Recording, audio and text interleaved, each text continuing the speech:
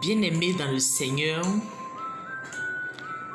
chers auditeurs, chères auditrices, chers amis du Facebook, YouTube, vous êtes sur la page Madre Léonie de la Trinité. Mon âme exalte le Seigneur, mon âme exulte le Seigneur. Je bénis le Seigneur pour ce grand temps qu'il m'accorde, pour ce moment merveilleux qu'il me donne d'être en communion d'esprit avec vous. Que le Saint-Esprit de Dieu, à cette heure, touche chacun d'entre nous. Que le Saint-Esprit de Dieu vienne à notre rencontre pour déverser son amour dans notre cœur, car le monde a soif d'amour. Le monde a besoin d'amour. Le monde a besoin de Dieu. Le monde a besoin du Saint-Esprit. Oh Seigneur Jésus, tu es l'amour de notre vie. Tu es notre force. Lorsque nous sommes dans la détresse, c'est toi qui viens à notre secours. Lorsque nous pleurons, tu essuies nos larmes. Lorsque, Seigneur, nous nous sentons rejetés, lorsque nous sentons, Seigneur, ce vide intérieur en nous, tu viens auprès de nous pour nous apporter cette consolation intérieure.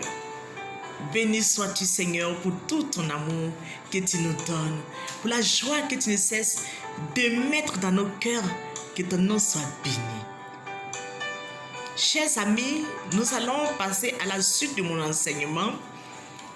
Je vous avais parlé de comment exciter Dieu, comment provoquer Dieu, comment pousser Dieu à se manifester puissamment dans notre vie. Aujourd'hui, je vais vous parler de la suite de mon enseignement. Je vais vous parler de la stérilité. Je vous avais parlé d'une dame dans la Bible qui s'appelait Anne et qui était mariée à un homme qui s'appelait Elkana. Et cette dernière était stérile. C'est-à-dire qu'elle n'avait pas d'enfant. Elle pleurait, elle souffrait, elle se sentait humiliée parce que sa rivale l'humiliait tous les jours. Sa rivale se moquait d'elle parce qu'elle n'avait pas d'enfant. Et voilà que cette femme va se tourner vers l'Éternel des armées. Elle va se tourner vers le Dieu qui guérit, le Dieu qui restaure, le Dieu qui vient au secours de nos âmes lorsque nous sommes faibles. Cette femme va venir se prosterner devant le tabernacle. Elle va crier vers son Dieu. Elle va présenter sa stérilité à Dieu.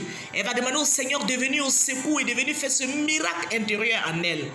Et le Seigneur qui voit le cri de cette femme, qui voit les pleurs de cette femme, va venir au secours de cette femme et va lui accorder la grâce de la fécondité. Que le nom de Dieu, toi qui m'écoutes aujourd'hui, je prophétise que ta stérilité sera brisée. Ta stérilité sera transformée en fécondité. Ta stérilité sera anéantie et Dieu te donnera la joie d'avoir l'enfant que tu désires. Mais dans mon enseignement, je vais parler de plusieurs types de stérilité. Parce que souvent, quand on parle de la stérilité, on voit le plus souvent la stérilité au niveau, sur le sens propre de quelqu'un qui n'a pas d'enfant. Mais aujourd'hui, je vais essayer de élargir un peu mon développement, mon enseignement sur les différents types de stérilité dans le sens figuré et aussi dans le sens propre, comme je l'ai dit, pour que vous compreniez que il y a beaucoup de sortes de stérilité dans notre vie, mais Dieu est capable de nous sortir de cette stérilité pour nous conduire vers la gloire éternelle. Donc, je vais vous parler de la stérilité qui n'est pas apte c'est pas seulement la reproduction. La stérilité n'est pas seulement physique, comme je l'ai dit. Elle peut être spirituelle, elle peut être financière, elle peut être professionnelle et sociale. Un homme stérile, mes frères et sœurs, est celui qui ne produit rien et qui ne rapporte rien, malgré les efforts, les attitudes et les potentialités que cette personne a. Cette personne peut être stérile. La stérilité est le dur labeur sans profit. La stérilité est le dur labeur sans profit. C'est couler la sueur sans manger. Ésaïe 55 à partir du verset 23. C'est s'aimer sans récolter. C'est travailler sans réaliser. Il y a des personnes qui travaillent mais qui ne profitent pas de leur argent. Il y a des personnes qui travaillent tous les jours. Ils se battent tous les jours. Mais ils ne profitent pas de leur salaire. Il y a des personnes qui travaillent, mais tout leur argent est perdu. Ils sont endettés. Ils vivent de dette en dette depuis qu'ils travaillent. Ils vivent de dette en dette. Ils ne savent pas où mettre la tête. Ils ne savent pas où va leur argent. Ils sont stériles. Et ces personnes ont besoin d'une fécondité spirituelle. Ces personnes ont besoin de Dieu. Ils ont besoin que le Seigneur opère un miracle dans leur vie. Que le Seigneur les sorte de cette stérilité. Il y a des personnes, mes frères et sœurs, c'est travailler sans réaliser, c'est voir sans avoir. Vous comprenez? C'est voir sans avoir. C'est investir sans avoir des bénéfices. Il y a des gens, ils investissent leur argent partout, à gauche, à droite, mais jamais ils n'ont bénéficié de leur investissement. Jamais ils n'ont bénéficié de ce qu'ils sèment. Tout ce qu'ils sèment est dévoré par la sauterelle, par le diable, par l'ennemi, ou soit c'est mal géré. Ces personnes n'arrivent pas à récolter quelque chose de ce qu'ils sèment. Et ça, c'est une stérilité. C'est donner sans recevoir, mes frères. C'est mener une vie dure, désertique et non rentable. Il y a des gens, s'ils ne travaillent pas, c'était mieux. Parce qu'ils travaillent là, ça fait pitié. S'ils ne travaillent pas, je dis bien, c'était mieux. Parce qu'ils travaillent, mais ils n'ont rien. Ils travaillent, ils sont malheureux. Ils travaillent, ils pleurent. Ils travaillent, ils sont endettés. Ils travaillent, aucune réalisation. Je dis bien, ils travaillent. Quand ils vont à la banque, ils n'ont plus rien. À la fin du mois, ils n'ont plus rien. Parce que déjà, au cours même du mois, ils ont tout dépensé. Et à la fin du mois, plus rien. Et ils vont des dettes en dette. Des dettes en dette. 1 an, 2 ans, 10 ans, 20 ans, 25 ans. Et tu es un chrétien, tu es assis, ça ne t'interpelle pas. Ça ne te dit rien. Tu es assis dans cette pauvreté spirituelle. Pourtant, le Dieu que nous servons, le Dieu que nous prions est capable de briser cette stérilité dans ta vie et te faire entrer dans la grâce de Dieu, dans la puissance de la reproduction de Dieu. C'est naître d'un chef d'État et mourir comme un planton.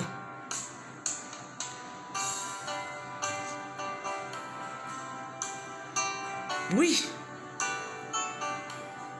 C'est naître un chef et mourir comme un planton. Cet esprit qui nous prive des bonnes choses, mes frères, de la vie, et qui nous maintient dans une précarité, la pauvreté et la disette. Non, c'est l'avortement des bonnes choses dans notre vie, mes frères. Et cela doit s'arrêter. Tu as eu trop de projets avortés. Mais je viens t'annoncer une bonne nouvelle, c'est que le Dieu que nous prions, le Dieu d'Abraham, le Dieu d'Isaac, est le Dieu de la prospérité. L'homme stérile a la sémence divine, mais elle ne se multiplie pas. Parlons terre à terre. Un enfant est la fusion, comme je l'ai dit, un enfant est la fusion d'une gamète mâle et un gamète femelle. Un spermatozoïde d'un homme et une ovule d'une femme. Il y avait bien ça va des deux côtés. Mais la fécondité n'a pas eu lieu. Un homme stérile a la sémence de Dieu en lui. Mais celle-ci ne produit rien, aucun changement dans ta vie. Parce que la sémence de Dieu est la parole de Dieu. Est-ce qu'elle est vraiment en toi, en vérité? Parce que quand tu as la parole de Dieu en toi, elle produit des choses merveilleuses qui dépassent ton entendement, qui dépassent même ton intelligence. Je vous le dis. Cherchons la parole de Dieu et elle produira beaucoup de choses dans notre vie. Dieu est capable de briser cette stérilité qui t'empêche de t'épanouir, de rire, d'être en joie, d'être en paix. Mais c'est la parole de Dieu. Le plan de Dieu est que nous recevions la parole de Dieu et que ceci produise des fruits qui demeurent dans le service et dans notre vie. Elle doit produire la paix, je vous le dis. La parole de Dieu doit produire la paix. Elle doit produire la joie. Elle doit produire l'amour, l'humilité, la compassion, la gentillesse, la patience, la bonté.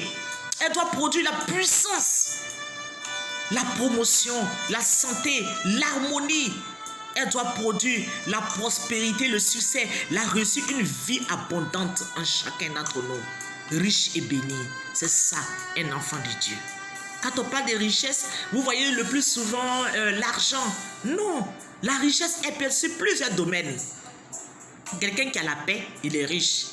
Quelqu'un qui a l'amour en lui, qui déborde d'amour, il est le plus riche. Car l'amour est plus puissant que tout. Bien-aimés dans le Seigneur, laissons le Seigneur briser par sa parole et par la puissance de sa parole toute stérilité qui nous a été imposée par le diable. Laissons la puissance de la parole de Dieu nous faire entrer dans une dimension spirituelle, une dimension mystique, une dimension d'amour. Laissons ce Dieu nous transformer véritablement, ce Dieu exercer sa puissance en nous, car il a dit, sa parole est une épée qui transperce, une épée puissante qui délivre, une épée puissante qui restaure. Accueillons cette parole dans notre vie. Mes frères et sœurs, cela est très important. Recevoir la parole de Dieu sans une métamorphose surnaturelle, mes frères, intérieure et extérieure, est une terrible stérilité. C'est une terrible stérilité. Parce que quand tu reçois la parole de Dieu, il doit y avoir une métamorphose surnaturelle, intérieure en toi et extérieure. Oui, nous devons combattre la stérilité, bien-aimés dans le Seigneur, dans notre vie.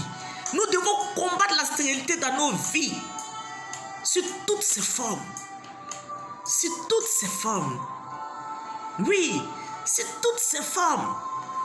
Dieu désire que nous soyons féconds, productifs, fertiles.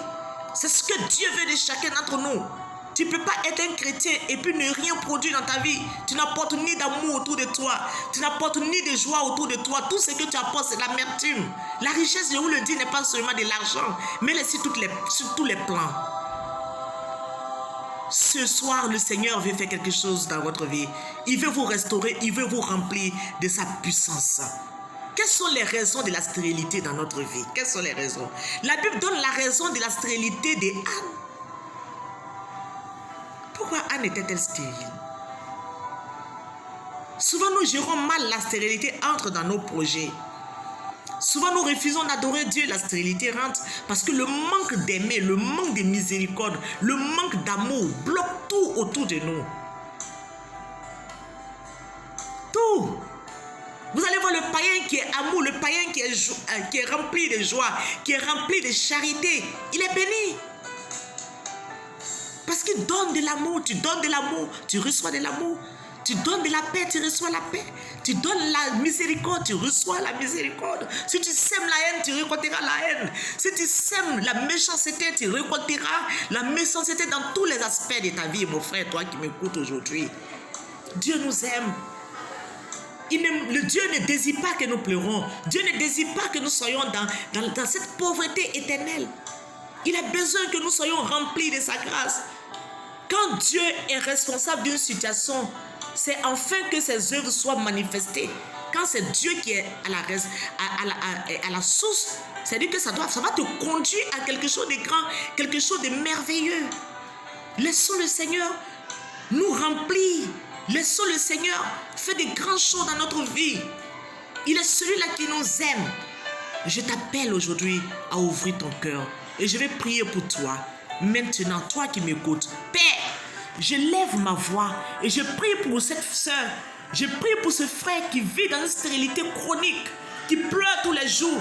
Je prie pour cette personne. Je prie, Seigneur, que ta main puissante se pose sur cette personne. Que ta puissance, Seigneur, se dégage de la vie de cette personne. Père, prends autorité sur toute stérilité, sur toutes les formes, quelle que soit qu'elle est. Brise cette stérilité, Seigneur, et répands ta grâce sur tous ceux qui m'écoutent. Répands ton onction, répands ta paix. Oh Seigneur, tu es le Dieu d'amour, c'est en toi que nous avons mis notre confiance. Mes frères, ouvrons notre cœur à cet amour débordant de Dieu. Ouvrons notre cœur à cette joie que le Seigneur désire nous communiquer. Ouvrons notre cœur et nous verrons la grâce de Dieu se manifester dans notre vie. Amen. Au nom du Père, du Fils et du Saint-Esprit. Amen.